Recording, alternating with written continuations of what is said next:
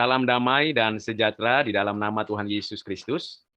Mari kita melanjutkan pembacaan dan pembelajaran dari firman Tuhan. Keluaran pasal yang ke-12, ayat yang ke-29 sampai 42. Topiknya mengenai tulah ke-10, di mana anak sulung dari orang-orang Mesir dihukum Tuhan dengan kematian, dan orang-orang Israel diperintahkan Tuhan untuk segera keluar pada malam kematian itu. Mereka dibawa, dituntun keluar dari Mesir oleh tangan Tuhan yang penuh kuat kuasa. Mari kita membuka Alkitab dan membaca firman Tuhan. Keluaran 12 ayat 29 sampai 42. Maka pada tengah malam Tuhan membunuh tiap-tiap anak sulung di tanah Mesir.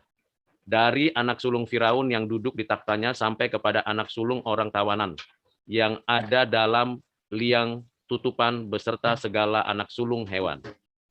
Lalu bangunlah Firaun pada malam itu bersama semua pegawainya dan semua orang Mesir, dan kedengaranlah seruan yang hebat di Mesir, sebab tidak ada rumah yang tidak ada kematian. Lalu pada malam itu dipanggilnyalah Musa dan Harun. Katanya, bangunlah, keluarlah dari tengah-tengah bangsaku, baik kamu maupun orang Israel, pergilah, beribadahlah kepada Tuhan seperti katamu itu. Bawalah juga kambing dombamu dan lembu sapimu seperti katamu itu.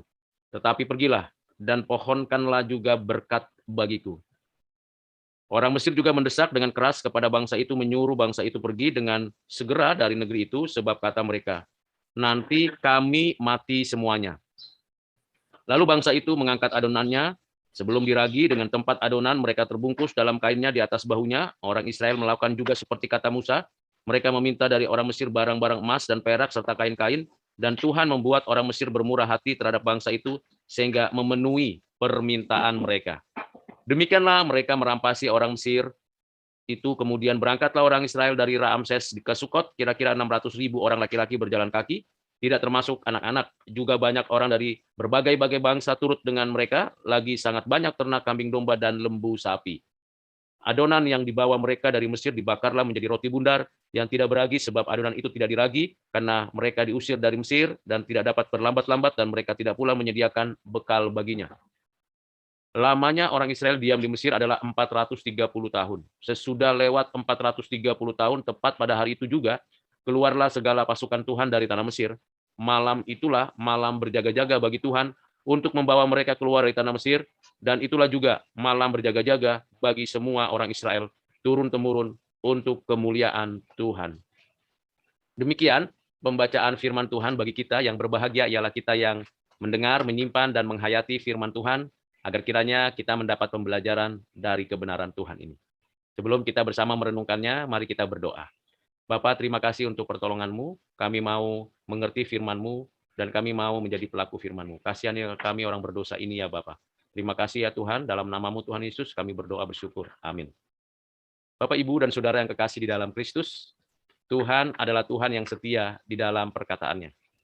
Janjinya adalah janji yang iya dan amin.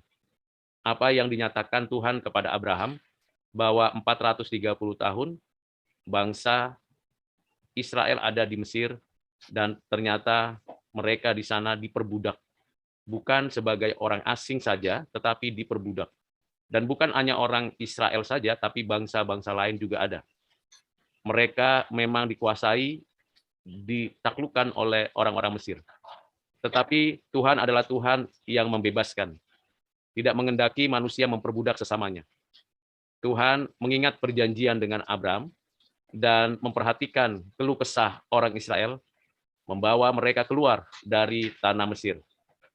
Sebelum itu terjadi, Tuhan menjatuhkan hukuman bagi Mesir. 10 tulah dijatuhkan, dan tulah yang ke-10 inilah yang dinyatakan Tuhan di dalam pembacaan kita hari ini. Anak-anak sulung orang-orang Mesir dan juga ternaknya mengalami kematian. Tentu sangat menakutkan dan menyedihkan, karena seluruh daerah Mesir, tanpa kecuali, dari istana sampai rakyat jelata, semuanya mengalami kematian. Sehingga kedukaan, kegelapan itu menyelimuti dan menguasai daerah Mesir. Itulah sebabnya pada malam itu juga Tuhan memerintahkan mereka untuk keluar dari Mesir dan mengambil barang-barang yang harusnya menjadi milik mereka, membawa kambing domba, dan seluruh apa yang dibutuhkan termasuk roti tidak beragi.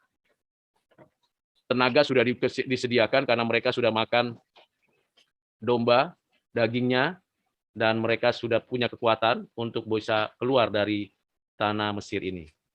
Yang cukup mengherankan kita ialah ternyata orang-orang bangsa lain pun ikut di dalam suatu rencana keluar dari tanah Mesir. Bangsa-bangsa ini juga mengikuti apa yang orang Israel lakukan. Mereka mengikuti rombongan. Kira-kira berapa jumlah dari orang-orang Israel yang keluar dari tanah Mesir? Yang dewasa saja sekitar 600.000.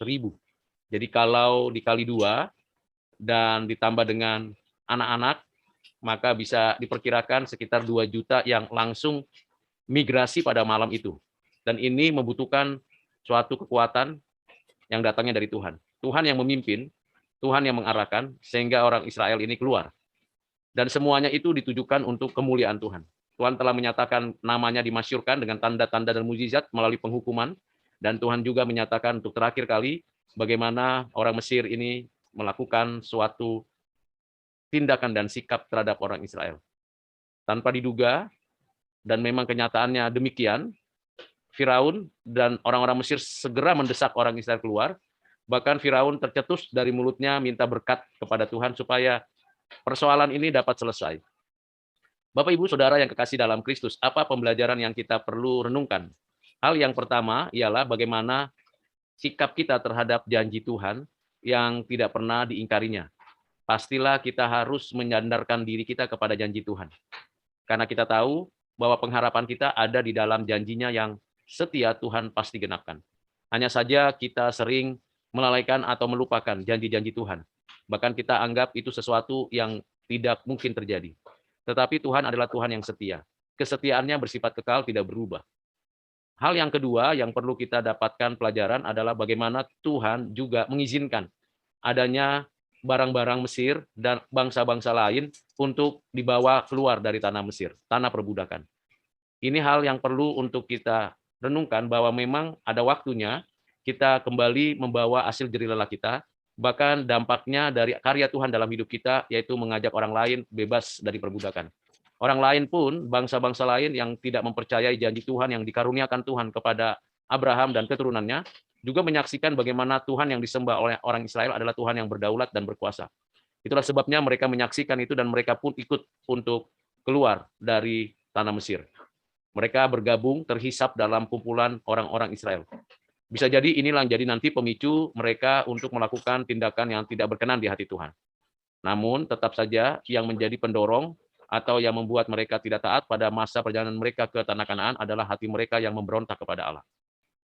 Bapak, Ibu, Saudara yang kasih dalam Kristus, bagian yang ketiga adalah bahwa Tuhan yang memulai, Tuhan yang memimpin, dan Tuhan yang mengakhiri. Itu hal yang paling penting untuk kita menyadari bahwa perjalanan sejarah umat Israel di tanah Mesir dimulai dari 70 orang dan diproses selama 400 tahun lebih di tanah Goshen dan kemudian dibawa keluar oleh Tuhan untuk masuk ke tanah perjanjian. Semuanya itu bagi kemuliaan Tuhan. Tiap langkah yang dinyatakan Tuhan dan tiap generasi yang dilahirkan di bumi ini, semuanya dalam pemantauan Tuhan. Tidak ada satu inci pun yang tidak Tuhan berkata ini miliknya. Dan semuanya dikaruniakan Tuhan untuk orang-orang yang sungguh-sungguh mau bersandar kepada Tuhan.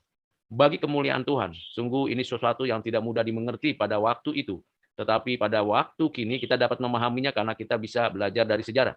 Bagi orang-orang Israel pada waktu itu kebebasan adalah memang benar-benar kebebasan. Tidak mau lagi diperbudak oleh orang manapun, termasuk oleh sesama orang Israel.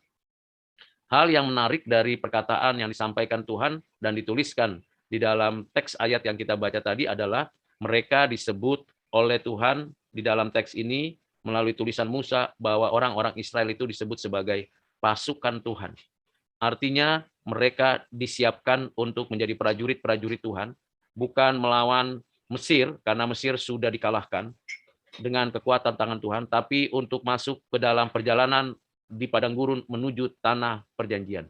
Perlu dipersiapkan generasi baru, generasi yang akan berhadapan dengan bangsa-bangsa yang melakukan kejahatan yang lebih mengerikan dan menakutkan, dan itu yang terjadi di dalam ayat pasal kitab berikutnya. Bapak Ibu Saudara yang kekasih dalam Kristus, mari kita kembali menyadarkan diri kita bahwa sesungguhnya apa yang terjadi dalam hidup kita untuk pembentukan kita itu tidak mudah kita terima. Tetapi Tuhan akan menolong kita untuk mengerti apa rencana Tuhan bagi kita, bagi kemuliaannya. Setahap demi setahap, tetapi jelas apa yang Tuhan kehendaki. Kiranya pembelajaran hari ini dapat menolong Bapak Ibu Saudara untuk semakin mengenal Tuhan, mengasihi Tuhan dengan lebih sungguh-sungguh lagi. Tuhan Yesus memberkati kita. Mari kita berdoa. Bapa, firman-Mu yang sudah kami renungkan, kiranya masuk ke dalam hati kami, dihayati oleh diri kami, dan kami mau mengandalkan Tuhan dalam setiap aspek kehidupan kami. Terima kasih untuk pembelajaran yang Kau berikan pada hari ini. Terima kasih Bapa, dalam Kristus Tuhan kami berdoa. Amin.